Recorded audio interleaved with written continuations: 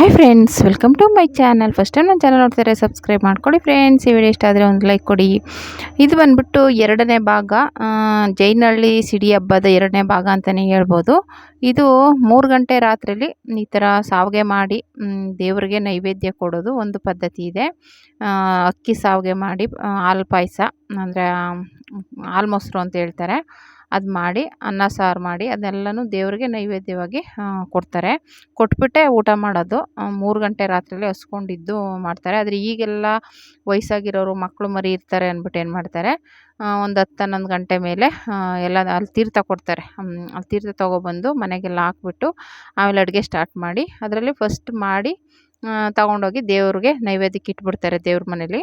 ಆಮೇಲೆ ಊಟ ಮಾಡ್ತಾರೆ. ಆ ಥರ ಆವಾಗ ಮೊದಲು ಆ ಥರ ಮಾಡ್ತಿರ್ಲಿಲ್ವಂತೆ ಊಟನ. ಏನಕ್ಕಪ್ಪ ಅಂದರೆ 3 ಗಂಟೆಗೆ ಅಡುಗೆ ಮಾಡಿ 3 ಗಂಟೆಗೆ ದೇವ್ರಿಗೆ ಕೊಟ್ಬಿಟ್ಟೆ ಆಮೇಲೆ ಊಟ ಮಾಡ್ತಾಯಿದ್ದಿದ್ದು. ಈಗೆಲ್ಲ ವಯಸ್ಸಾದವರು ಮಕ್ಕಳು ಮರಿ ಆಗಲ್ಲ, ಇರೋಕ್ಕಾಗಲ್ಲ ಅಂದ್ಬಿಟ್ಟಿದ್ದೆ. ಈಗ ಫಸ್ಟ್ ಮಾಡಿ ತೆಗ್ದಿಟ್ಬಿಟ್ಟು ಮಾಡ್ತಾರೆ. ಆಮೇಲೆ ಅಡುಗೆನ ಮನೆ ಒಳಗಡೆನೇ ಮಾಡಲ್ಲ, ಕೊಟ್ಟಿಗೆಲಿ ಮಾಡ್ಕೋತಾರೆ. ದನ ಹಸು ಕಟ್ಟಾಕ್ತಾರಲ್ಲ ಅಲ್ಲಿ ಮಾಡ್ತಾರೆ ಅಡುಗೆನ. ಬೆಳಗ್ಗೆ ಮಾಡಿದ್ರೆ ಆಮೇಲೆ ರಾತ್ರಿಗೆ ತೀರ್ಥ ತಂದು ಮಾಡಿದಾಗ ಮನೆ ಒಳಗಡೆ ಮಾಡೋದು. ಹಂಗೆ ಮನೆ ಒಳಗಡೆ ಏನು ಎಂಜಲು ಮಾಡಬಾರ್ದು, ಆ ಥರ ಒಂದು ಪದ್ಧತಿ. ಹಂಗಾಗಿ ಕೊಟ್ಟಿಗೆ ಮನೆಯಲ್ಲೇ ಸ್ಟವ್ ತೊಗೊಂಡೋಗಿ ಅಲ್ಲೇ ಅಡುಗೆ ಏನಾದರೂ ಬೇಕು ಅಂದರೆ ಅಲ್ಲೇ ಮಾಡ್ಕೋತಾರೆ. ಮನೆ ಒಳಗೆ ಊಟನೂ ಮಾಡಲ್ಲ, ಅಷ್ಟು ನಿಷ್ಠೆಯಿಂದ ಮಾಡ್ತಾರೆ. ಆಮೇಲೆ ಈ ಥರ ಎಲ್ಲ ಸಾವಿಗೆ ಮಾಡಿ ಅದನ್ನು ಹೇಳ್ದಾಗೆ ಒಂದು ಸಪ್ರೇಟಾಗಿ ಒಂದು ದೇವ್ರಿಗೆ ಅಂತಲೇ ತೆಗ್ದಿಟ್ಬಿಡ್ತಾರೆ. ತೆಗ್ದಿಟ್ಟಾದಮೇಲೆ ಆಮೇಲೆ ಎಲ್ಲರೂ ತಿನ್ನೋದು. ಹೇಳ್ದಂಗೆ 3 ಗಂಟೆ ರಾತ್ರಿ ತಿನ್ನಬೇಕು, ಅಷ್ಟೊತ್ತಲ್ಲಿ ಯಾರು ಎಚ್ಚರಾಗಿರಲ್ವಲ್ಲ. ಹಂಗಾಗಿ ಏನು ಮಾಡ್ತಾರೆ, ಈ ಥರ ಮಾಡಿಕೊಂಡು ದೇವ್ರಿಗೆ ಎತ್ತಿಕ್ಬಿಟ್ಟು ಆಮೇಲೆ ಊಟ ಮಾಡ್ತಾರೆ. ಓಕೆನಾ, ಆ ಥರ ಮಾಡ್ತಾರೆ. ಇಲ್ಲಿ ಆ ಥರ ಪದ್ಧತಿ. ನಿಮ್ಮ ಕಡೆ ಯಾವ ಥರ ಪದ್ಧತಿ ಇದೆ ಅಂತ ಒಂದು ಕಮೆಂಟ್ ಮಾಡಿ ನೋಡೋಣ. ಒಬ್ಬೊಬ್ರು ಒಂದೊಂದು ಊರಲ್ಲಿ ಒಂದೊಂದು ಥರ ಕಮೆಂಟ್ ಇರುತ್ತೆ. ಇಲ್ಲೆಲ್ಲ ನಾನ್ ವೆಜ್ ಎಲ್ಲ ಮಾಡಲ್ಲ, ಇದೇ ದೇವ್ರಿಗೆ ನೈವೇದ್ಯ ಕಾಯಿ ಮೊಸರು ಮತ್ತು ಅಕ್ಕಿ ಸಾವಿಗೆನೇ ಇದಕ್ಕೆ ವಿಶೇಷತೆ ಅಂತಲೇ ಹೇಳ್ಬೋದು. ಮಾಮೂಲಿ ಅನ್ನ ಸಾಂಬಾರು ಗೊಜ್ಜು ಮಾಡ್ತಾರೆ ನೋಡಿ. ಈ ಥರ ಸಾವಿಗೆನ ಒತ್ತಿ ಮಾಮೂಲಿ ಒತ್ತ ಮಣೆಯಲ್ಲಿ ಒತ್ತಾ ಇದ್ದಾರೆ, ನೀಟಾಗಿ ಒತ್ತಿ ಸೊ ಇದು ಮಾಡ್ತಾಯಿದ್ದಾರೆ.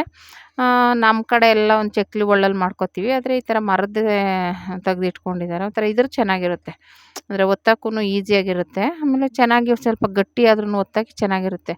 ಇವಾಗ ನಮ್ಮ ಇದರಲ್ಲೆಲ್ಲ ಜಾಸ್ತಿ ಗಟ್ಟಿ ಆಗಿಬಿಟ್ರೆ ಹಿಂಗೆ ಒತ್ತಕ್ಕಾಗಲ್ಲ, ತುಂಬಾ ಕಷ್ಟ ಆಗುತ್ತೆ. ಇದರಲ್ಲಿ ಎಷ್ಟೇ ಗಟ್ಟಿ ಇದ್ರೂ ನೀಟಾಗಿ ಒತ್ಬೋದು, ಚೆನ್ನಾಗಿರುತ್ತೆ. ಹಾಗಾಗಿ ಈ ಥರ ರೆಡಿ ಮಾಡಿ ಫಸ್ಟ್ಗೆ ದೇವ್ರಿಗೆ ತೊಗೊಂಡೋಗಿ ದೇವ್ರ ಮನೇಲಿ ಇಟ್ಟು 3 ಗಂಟೆ ರಾತ್ರಿಯಲ್ಲಿ ಅಲ್ಲಿ ದೇವಸ್ಥಾನದಲ್ಲಿ ತೊಗೊಂಡೋಗಿ ಕೊಡಬೇಕು ಪ್ರಸಾದನ.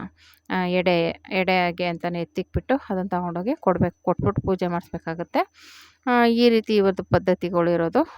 ನಮ್ಮ ಕಡೆ ಎಲ್ಲ ನಾನ್ ವೆಜ್ ಮಾಡ್ತಾರೆ. ಸಿಡಿ ಹಬ್ಬದಲ್ಲಿ ಪಟ್ಲದಮ್ಮ ಕೊಂಡ ಅಂದರೆ ನಮ್ಮ ಕಡೆ ಎಲ್ಲ ನಾನ್ ವೆಜ್ಜು. ಇವ್ರ ಕಡೆ ಎಲ್ಲ ಸ್ವೀಟೇ, ನಾನ್ ವೆಜ್ ಎಲ್ಲ ಮಾಡಲ್ಲ. ಕೆಲವ್ರು ಹಬ್ಬಗಳು ಅಂದರೆ ಕೊಂಡ ಅಂದರೆ ಸಾಕು ಮರಿ ಕಡಿತಾರೆ, ಆ ಥರ ಈ ಥರ ಅನ್ಕೋತಾರೆ. ಆದರೆ ಇವರು ಅಲ್ಲಿ ವಿಶೇಷತೆ ಬಂದು ಅಕ್ಕಿ ಸಾವಿಗೆ ಮತ್ತು ಕಾಯಿ ಮೊಸರು ಅಂತಲೇ ಹೇಳ್ತಾರೆ. ನಾವು ಪಾಯಸ ಅಂತೀವಿ, ಅವ್ರು ಕಾಯಿ ಮೊಸರು ಅಂತಾರೆ. ಈ ಥರದ ಒಂದು ಪದ್ಧತಿ ನೋಡಿ. ಎಲ್ಲ ಆಗಿ ದೇವ್ರಿಗೆ ತೊಗೊಂಡೋಗಿ ನೈವೇದ್ಯಕ್ಕೆ ದೇವ್ರ ಮನೆಗೆ ಇಟ್ಬಿಟ್ಟು ಆಮೇಲೆ ಹಾಕ್ಕೊಟ್ರು. ಒಟ್ಟು 11-11:30 ಆಗಿತ್ತು ಟೈಮ್ ಅನಿಸುತ್ತೆ ನೋಡಿ. ಎಲ್ರಿಗೂ ಹಾಕ್ಕೊಟ್ಟಿದ್ದಾರೆ, ಎಲ್ಲ ಊಟ ಮಾಡ್ತಾಯಿದ್ರು. ನಾನು ಊಟ ಮಾಡ್ದೆ, ಹಾಗೆ ವೀಡಿಯೋ ಮಾಡಿಕೊಂಡೆ ನೋಡಿ. ಈ ಥರ ಪಾಯಸ ಅಂತ ನಾವು ಅಂತೀವಿ, ಅವ್ರು ಕಾಯಿ ಮೊಸರು ಅಂತಾರೆ. ಅದನ್ನು ಮಾಡಿ ಈ ಥರ ದೇವ್ರಿಗೆ ಕೊಟ್ಟಾದಮೇಲೆ ಆಮೇಲೆ ಎಲ್ಲರೂ ಊಟ ಮಾಡೋದು. ಈ ಥರ ಊಟ ಮಾಡಾದಮೇಲೆ ಮಾಮೂಲಿ 5 ಗಂಟೆಗೆ ದೇವ್ರು ಮತ್ತೆ ಮೆರವಣಿಗೆ ಹೋಗಿರುತ್ತಲ್ವ, ಮೊದಲನೇ ಭಾಗದಲ್ಲಿ ಹಾಕಿದ್ದೀನಿ ನೋಡಿ.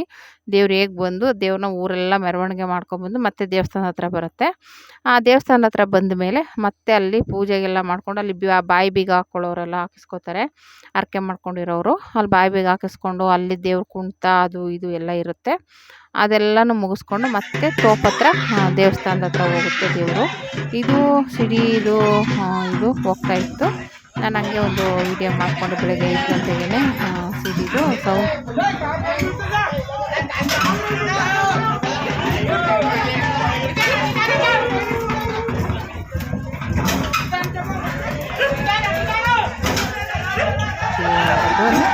ಈ ಥರ ಎಲ್ಲ ತೊಳ್ಕೊಂಡು ಹೋಗ್ತಾಯಿದ್ದಾರೆ. ಅದು ಕಲ್ಲಿಂದು ಚಕ್ರಗಳಿರೋದು.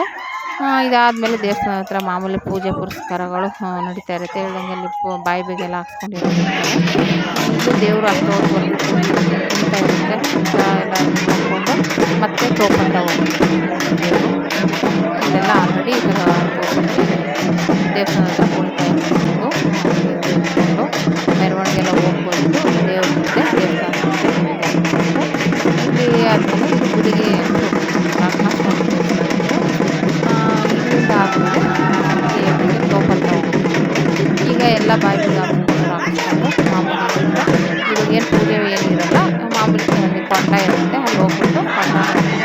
ವಾಪಸ್ ಈಗ ಆಲ್ರೆಡಿ ಎಡೆ ಎಲ್ಲ ತಂದು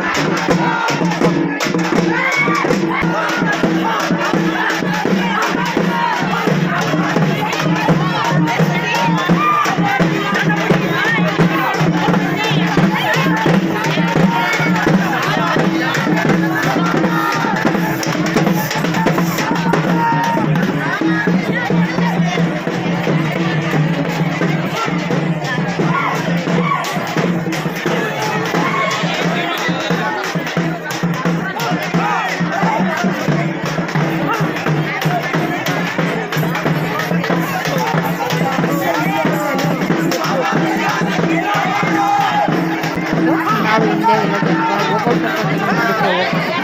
ನಾವು ದೇವ್ರ ಜೊತೆಲೆ ಹೋಗೋಣ ಅಂದ್ಕೊಂಡು ಹಿಂದೆ ಹೋಗ್ತಾ ಹಂಗೆ ಒಂದು ವಿಡಿಯೋ ಮಾಡಿಕೊಂಡು ಹೋದೆ. ಅಲ್ಲಿ ಆಲ್ರೆಡಿ ಎಲ್ಲರೂ ಹೋಗೋರು ಹೋಗ್ತಾಯಿದ್ರು, ಬರೋರು ಬರ್ತಾಯಿದ್ರು. ಆಮೇಲೆ ತೋಪ್ ಹತ್ರ ಹೋದ್ವಿ. ತೋಪ್ ಹತ್ರ ಕೊಂಡಕ್ಕೆಲ್ಲ ರೆಡಿ ಮಾಡಿದರು. ಅಂದರೆ ಕೊಂಡ ಅಂದರೆ ದೊಡ್ಡದೇನಿಲ್ಲ, ಒಂದು 4 ಅಜ್ಜೆ ನಮ್ಮ ಕಡೆ ಎಲ್ಲ ಜಾಸ್ತಿ ನಿಂತಿರ್ತಾರೆ, ಯಾರೂ ತುಳಿಯೋಂಗಿಲ್ಲ. ಅಲ್ಲಿ ನಮ್ಮ ಕಡೆ ದೇವ್ರು ಹೋಗಿರೋ ಮಾತಾಡ್ತಿದ್ರು, ಆದರೆ ಇಲ್ಲೆಲ್ಲ ಬಂದು ಎಲ್ಲರೂ ತುಳಿತಾರೆ. ಹಾಗಾಗಿ ನಾನು ತುಳಿದೆ. ದೇವರಲ್ಲಿ ಮನಸ್ಸಲ್ಲಿ ಒಂದು ಭಕ್ತಿ ಇಟ್ಕೊಂಡು ಅದನ್ನು ಮಾಡ್ಬೋದು, ತೊಂದರೆ ಏನಿಲ್ಲ, ಎಲ್ಲರೂ ಮಾಡ್ತಾರೆ. ಹಾಗಾಗಿ ದೇವ್ರು ಹೊತ್ಕೊಂಡಿರೋರೆಲ್ಲನೂ ತೂಕೊಂಬರ್ತಾರೆ. ಹಂಗಾಗಿ ಒಂಥರ ಚೆನ್ನಾಗಿರುತ್ತೆ, ಅದು ನೋಡೋಕ್ಕೂ ಚಂದ. ಒಂಥರ ದೇವ್ರ ನಂಬಿಕೆ ಇರೋರು ಮಾಡ್ಬೋದು, ತೊಂದರೆ ಏನಿಲ್ಲ. ನಮ್ಮೂರ ಕಡೆ ಎಲ್ಲ ಅದು ತುಳಿಯೋಕ್ಕೆ ಬಿಡಲ್ಲ, ಕಳಸ ಹೊತ್ತಿರೋರು ಬಿಟ್ಟರೆ ಬೇರೆ ಯಾರೂ ತುಳಿಯೋಂಗಿಲ್ಲ. ಮತ್ತು ಇವಾಗ ಬಂದ್ವಿ ನೋಡಿ, ಇದೇ ತೋಪ್ ಹತ್ರ ಇರೋ ದೇವಸ್ಥಾನ. ಈಗ ಆಲ್ರೆಡಿ ಏನೋ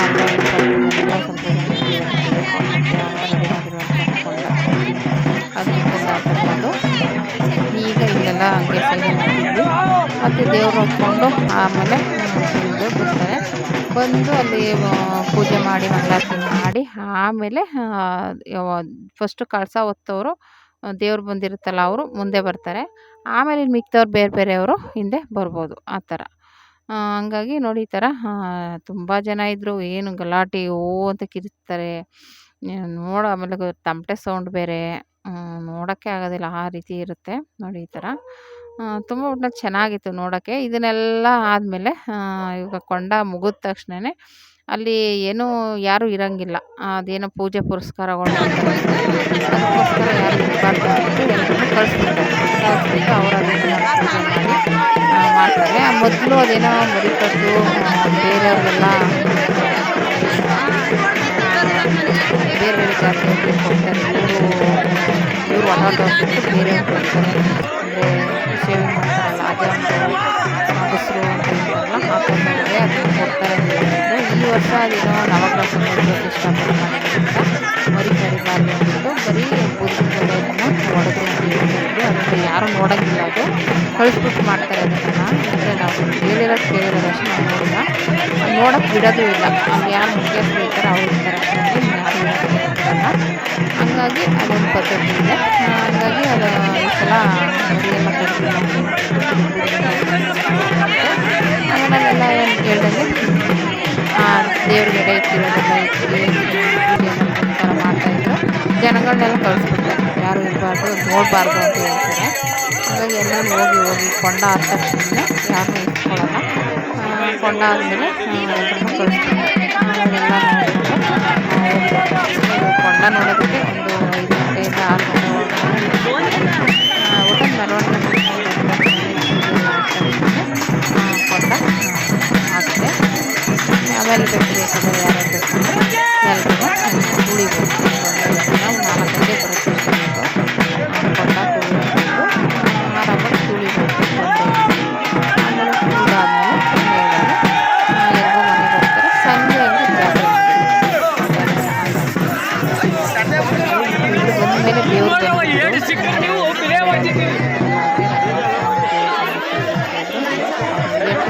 ಅಷ್ಟು ಬಿದ್ದು ಒದ್ದಾಡಿಬಿಟ್ರು. ಹಂಗೆ ಹಿಡ್ಕೊಳಕ್ಕೆ ಆಗಲಿಲ್ಲ ಅವ್ರನ್ನ. ನೋಡಿ ಹಿಡ್ಕೊತಾ ಇದ್ದಾರೆ, 4-5 ಜನ ಹಿಡ್ಕೊಂಡು ಅವ್ರನ್ನ ಹಿಡ್ಕೊಳಕ್ಕೆ ಆಗ್ತಾನೇ ಇಲ್ಲ. ಆ ಥರ ಎಲ್ಲರೂ ಹಿಡ್ಕೊಂಡು ಇದು ಮಾಡಿದ್ರು. ದೇವ್ರು ಬಂದ್ಬಿಟ್ಟಿತ್ತು ಅವ್ರಿಗೆ, ರಂಗಸ್ವಾಮಿ. ಮತ್ತು ಇನ್ನೂ ಆ ಹುಡ್ಗಿ ಇನ್ನೂ ಸ್ವಲ್ಪ ಹೊತ್ತಲ್ಲಿ ಕುಣ್ತಾ ಇತ್ತು. ದೇವ್ರಿಗೆ ಅವ್ರಿಗೆ ಸಮಾಧಾನ ಮಾಡಿ ಹಂಗೆ ಸ್ವಲ್ಪ ಕುಣ್ತಾ ಇತ್ತು. ಅದೆಲ್ಲ ನೋಡ್ಕೊಂಡು ಆದ ತಕ್ಷಣವೇ ಆಮೇಲೆ ಎಲ್ರೂ ಹೋಗಿ ಹೋಗಿ ಅಂತ ಹೇಳ್ತಾಯಿದ್ರು.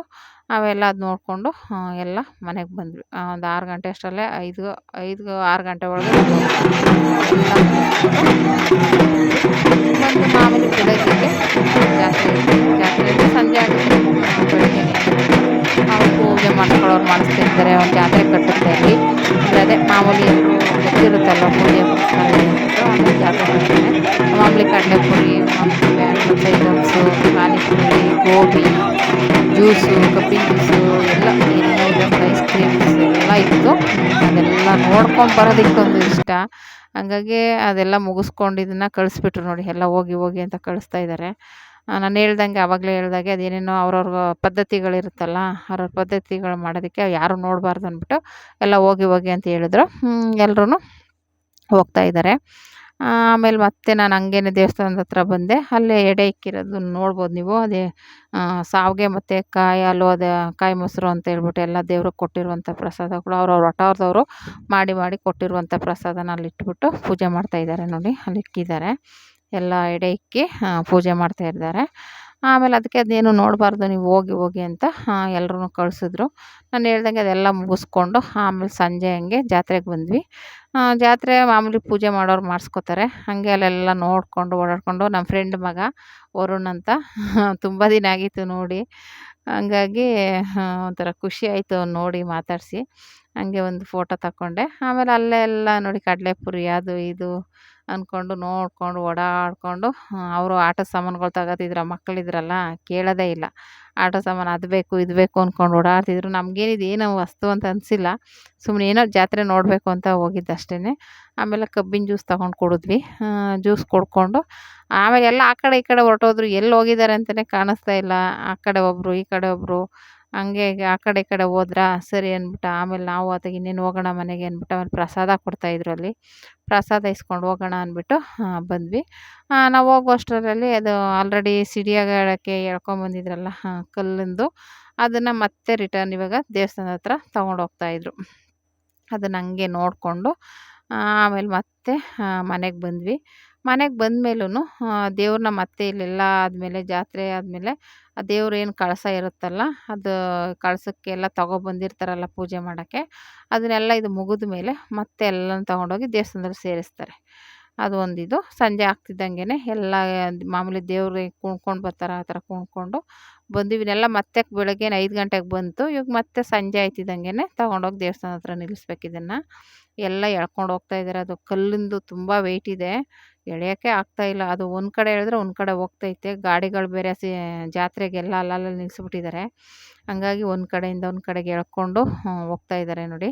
ಆಮೇಲೆ ಲಾಸ್ಟಲ್ಲಿ ಈ ಥರ ದೇವ್ರನ್ನ ಹೊತ್ಕೊಂಡು ಹೋಗ್ತಾರೆ.